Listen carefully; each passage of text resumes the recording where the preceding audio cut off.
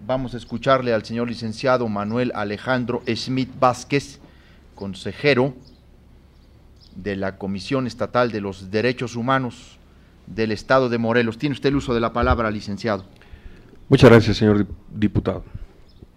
Bien, daré lectura a este documento que fue consensuado en la Comisión de Derechos Humanos, como ya se platicó hace un momento, y en su momento pudiéramos, si no lo permiten, adicionar algunos comentarios con los consejeros y con las preguntas que ustedes, diputados, tengan a bien otorgarnos.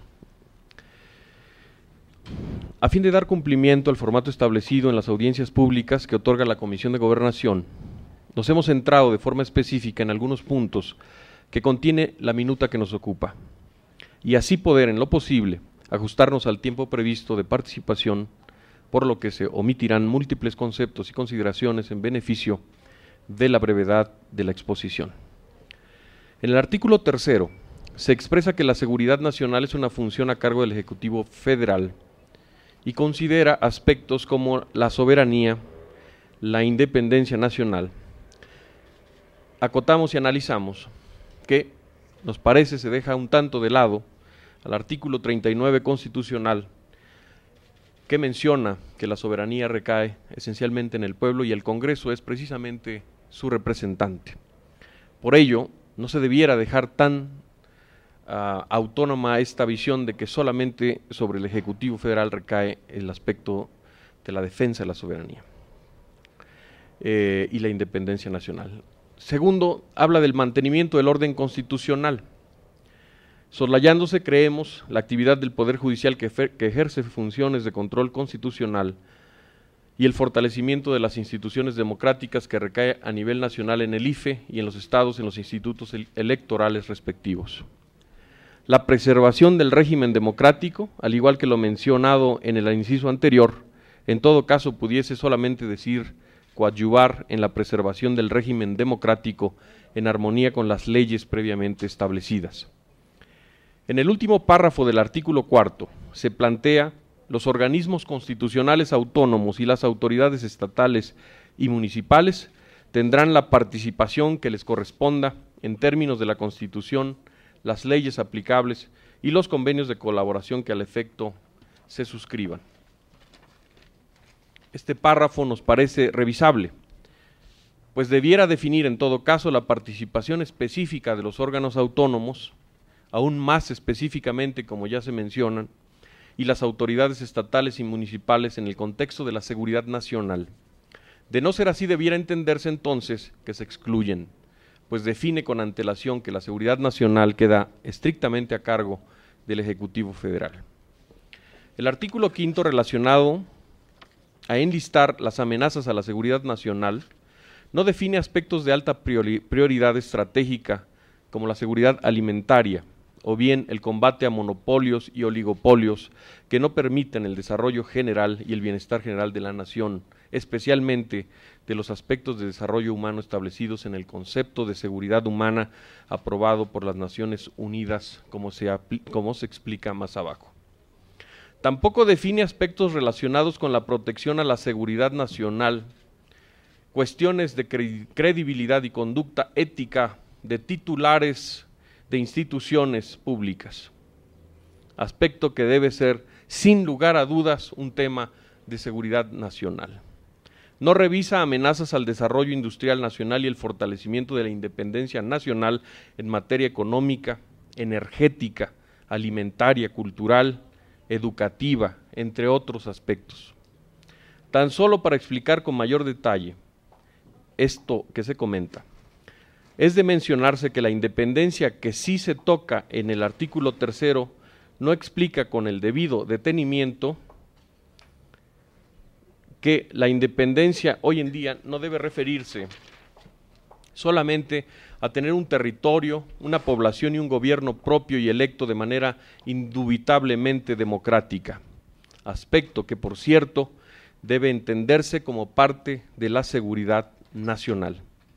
Es decir, el fortalecimiento y la autonomía de la transparencia de los eventos electorales, sino que adicionalmente debe entender que la independencia ha de revisarse como el conjunto de elementos con los que el Estado garantice su independencia en el presente y en el futuro, incluyendo aspectos no solo de corte bélico, sino también políticos, como ya se dijo, transparencia, garantía de elecciones sin elemento alguno de duda o cuestionamiento social.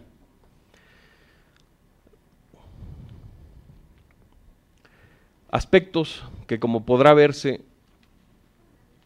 es una razón más para entender que las cuestiones de seguridad nacional no pueden ser solamente de incumbencia estrictamente del Ejecutivo Federal. Cuestiones económicas, dentro de estos a los de libre competencia y lucha contra los monopolios y oligopolios, el fortalecimiento de la industria nacional de impacto mundial como la industria automotriz, aeronáutica y toda aquella vinculada a la investigación de vanguardia como la nanotecnología, la biotecnología, la robótica, las telecomunicaciones, entre muchos otros aspectos que no son considerados, pero que representan una alta prioridad en el desarrollo nacional, la independencia económica y tecnológica. Culturales. Sin identidad nacional sana y clara, la población queda inmersa en una confusión y estado de indefensión ante los retos que presenta un entorno eminentemente global. Cuestiones ambientales. La protección al medio ambiente, como es el caso de la tala indiscriminada de bosques o la depredación de especies animales, afecta la integridad y la seguridad nacional. Cuestiones de salud. Aspectos de protección a la salud desde la perspectiva de las amenazas ante emergencias a la población son, sin lugar a dudas, y que no es tocado ni en la minuta ni en el dictamen de referencia. Cuestiones laborales, para citar un ejemplo, aspectos deben revisarse: la libertad de sindicación de los trabajadores, que no puede al mismo tiempo convertirse en un yugo interior al interior de los sindicatos que les ata a elegir a los mismos líderes por tiempo indefinido, bajo el amparo de la libertad sindical, convirtiéndose en verdaderos feudos o monarquías al interior de sus propias organizaciones de trabajadores, afectando de forma directa y quizá indirecta también a la seguridad nacional. De comunicación masiva, y este es un aspecto que quisiera resaltar.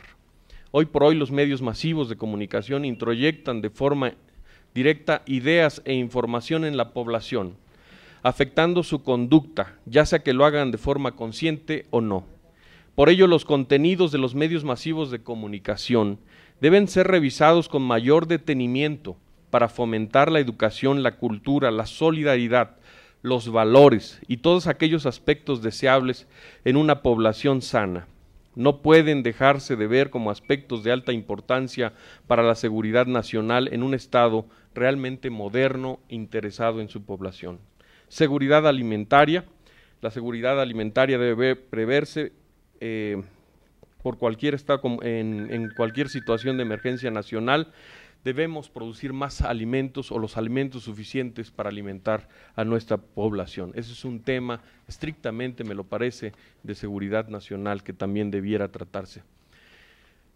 El artículo 6º de la minuta deja, nos parece también, al ciudadano en estado de indefensión ante una clara y abierta autorización al espionaje indiscriminado sin más limitante que la que el criterio de quienes ejerzan la acción de recopilación de datos personales. No se otorga o menciona defensa alguna ante el criterio de la autoridad respecto de lo que pueda o no ser una amenaza a la seguridad interior o la seguridad nacional. Si bien es cierto que se prevé que se respetarán los derechos humanos y las garantías constitucionales, el hecho de que se diga y no se incluyan los mecanismos específicos que los salvaguarden no garantiza en nada que se obligue a su cumplimiento. Acoto que debe haber una coherencia entre la Ley de Seguridad Nacional y las recientes reformas constitucionales en materia de derechos humanos. Tratándose de un estado de excepción como el que se puede prever en los planteamientos ya referidos de la minuta y el dictamen, se crea pues este estado de excepción y que, si bien es cierto puede limitar garantías constitucionales, los derechos humanos no pueden ser limitados de forma alguna, porque en su definición son estrictamente inalienables, imprescriptibles, y no pueden, por lo tanto, limitarse de manera alguna. El artículo 69 último párrafo, determina: no procederá la declaratoria de afectación a la seguridad interior cuando la solicitud tenga su origen o causa en el cumplimiento a requerimientos o resoluciones emitidas por autoridades administrativas o del trabajo. Tampoco procederá por acciones relacionadas con movimientos o conflictos de carácter político, electoral o de índole social. Luego entonces, ¿en qué casos sí procede? No lo refiere de forma específica y por ello es peligrosamente ambigua. ¿Procede en los casos de emergencia económica o solo de seguridad pública? Porque además no se menciona, porque hay una clara distinción ahí que habría que revisar de manera teleológica, si la seguridad pública y la seguridad nacional no tienen el mismo fin y objetivo, que es la protección de la ciudadanía, o solamente en los casos de delincuencia organizada. No se especifica. En términos generales, se puede observar una visión casi completamente policial de la seguridad nacional, que dista mucho de la ratio legis que debe contener una ley de seguridad nacional moderna. No se puede hoy en día hablar de una legislación efectiva, eficiente, moderna en materia de seguridad nacional si no se abordara el concepto de seguridad humana, que se expone de forma general como sigue. La seguridad humana se desarrolla como concepto integral de seguridad, mientras la noción de seguridad nacional apunta a la seguridad y defensa de un Estado o nación. La seguridad humana se centra en el usuario final de la seguridad, el ser humano. Por tanto, en el concepto de seguridad humana, no basta con proteger al Estado para proteger al ser humano. Es necesario también incorporar resguardos que protejan al ser humano de abusos por parte del Estado. Uno de los puntos de partida en la consideración de la seguridad humana fue el Programa de las Naciones Unidas para el Desarrollo. A través de su informe sobre el desarrollo humano en 1994, que entre otras cosas estableció el Índice de Desarrollo Humano, en él se introdujo el argumento de que la mejor forma de luchar contra la inseguridad global es garantizar las libertades o ausencias de necesidad y de miedo. Actualmente el concepto de seguridad humana ha alcanzado el nivel de estudios universitarios asociado a los estudios de globalización, relaciones internacionales y derechos humanos. Muchas gracias.